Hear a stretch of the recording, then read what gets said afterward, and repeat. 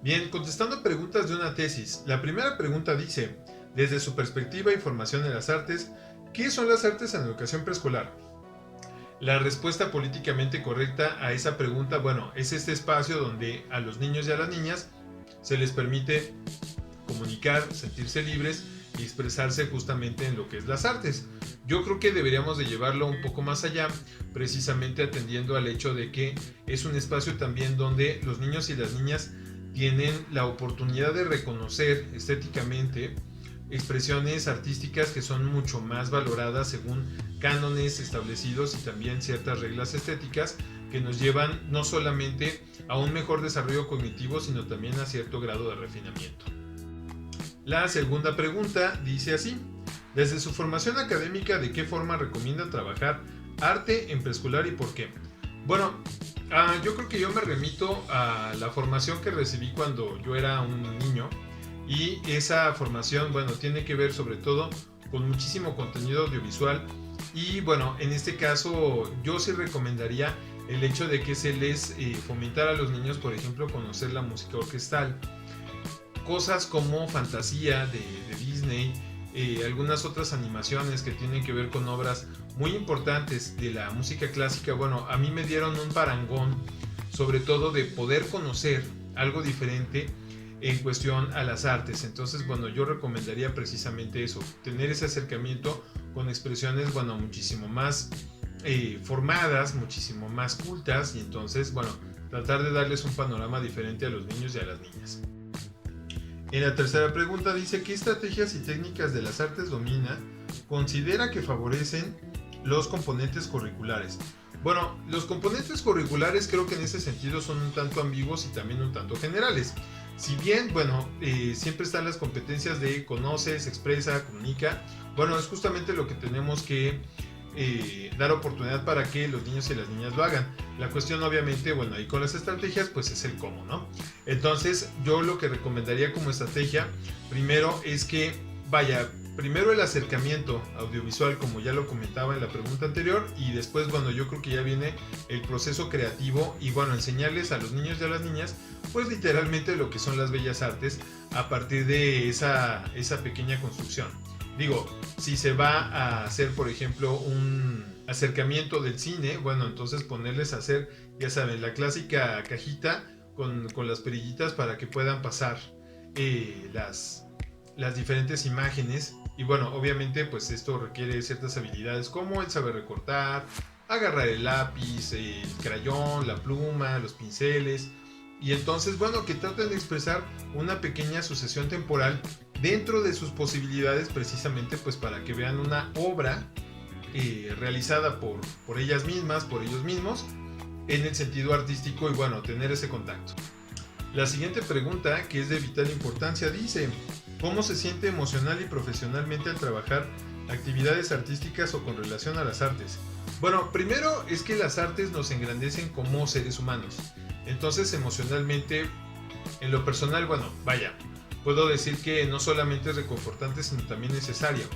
Sobre todo estamos en una época donde nos estamos deshumanizando y las tendencias nuevas, bueno, justamente van enfocadas a quitar ciertas características como el orgullo nacional y las cosas que nos identifican para dar paso, bueno, a una especie de sociedad mundial.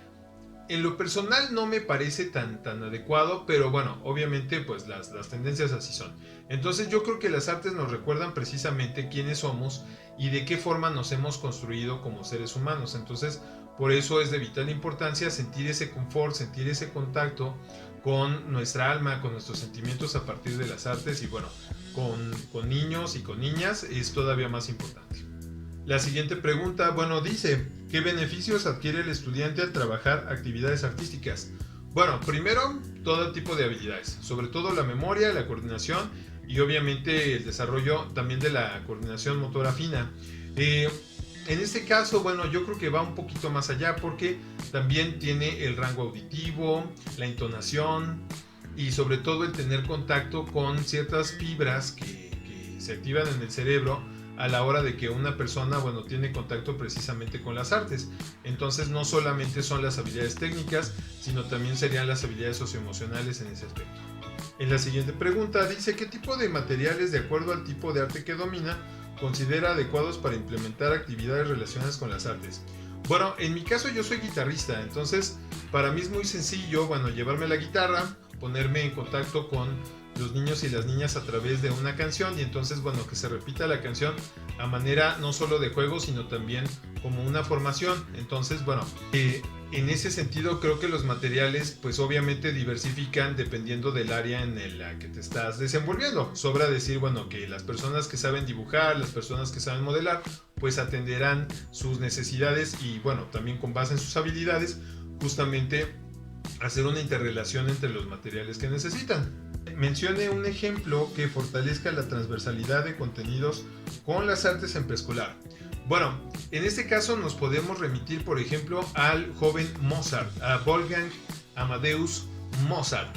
Bueno, resulta que él era un niño de 4 años que era un niño prodigio. Entonces, cuando tú le muestras a una niña o un niño que una persona puede ser prodigio, primero, bueno, se abre un campo que no estaba en su cerebro en ese momento. Entonces, ver a un chiquito o una chiquita con la expresión de a su vez ver a un niño prodigio tocando el violín a los 4 años con los ojos vendados, debe de ser tremendo, ¿no? En este caso, bueno, se atienden a muchísimas cosas.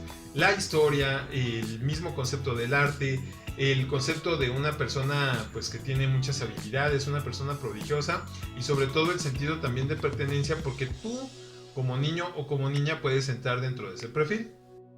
Y en la siguiente pregunta dice, ¿cuál ha sido el sustento pedagógico en las actividades que implementa con relación a las artes? El sustento pedagógico, bueno, obviamente viene de planes y programas de estudio, pero viene todavía de más allá. O sea, el hecho de que se hayan construido planes y programas de estudio obviamente atienden a lo que es la psicología experimental y bueno, el sustento pedagógico como tal viene también de todos los paradigmas del aprendizaje que se han desarrollado sobre todo después del siglo XX para acá, ¿no? Entonces, cuando hablamos justamente de ese sustento pedagógico, pues nada más nos queda remitirnos primero a los músicos, bueno, al menos en mi caso, y después precisamente a los pedagogos que hablan de cómo la música desarrolla ciertas habilidades en el cerebro para que las personas, bueno, desarrollen su cognición de una forma más alta. Y la última pregunta dice, ¿de qué manera el programa de aprendizaje es clave brinda al docente flexibilidad para diseñar actividades transversales con las artes?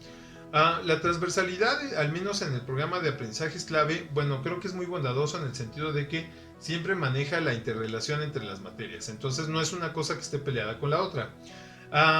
Básicamente tú eres amo y señor de tu materia, entonces basta conseguir justamente los parámetros que te están dando, no solamente para evaluar a los niños y a las niñas, sino también los contenidos precisamente que puedes abordar para que la transversalidad se dé. O sea, es un proceso que probablemente yo creo que es intrínseco, o sea, no necesita forzarse para que se dé, ¿no? Entonces, en ese aspecto, cuando nos hablan de la flexibilidad, bueno, la flexibilidad estriba justamente en tus habilidades como tal.